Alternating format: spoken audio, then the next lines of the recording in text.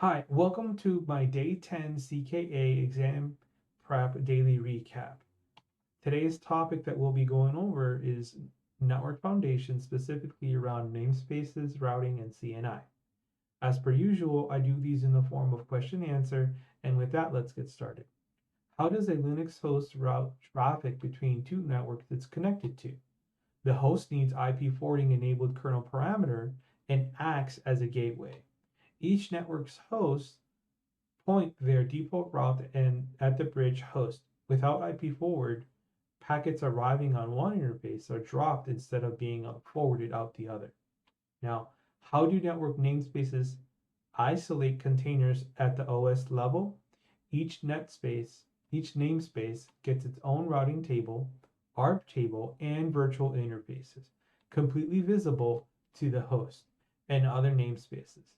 Namespaces connect to each other through VETH pairs or virtual Ethernet cables, and a Linux bridge on the host ties multiple namespaces together on a shared virtual switch.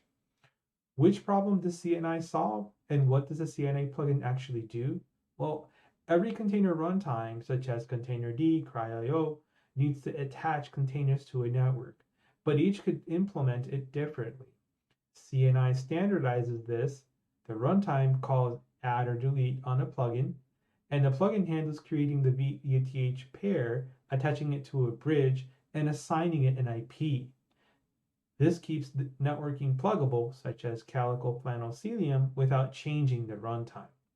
How does pod-to-pod networking work across nodes before a CNI plugin is installed? It doesn't. Kubernetes requires that every pod can reach every other pod without NAT, but it does not implement this itself.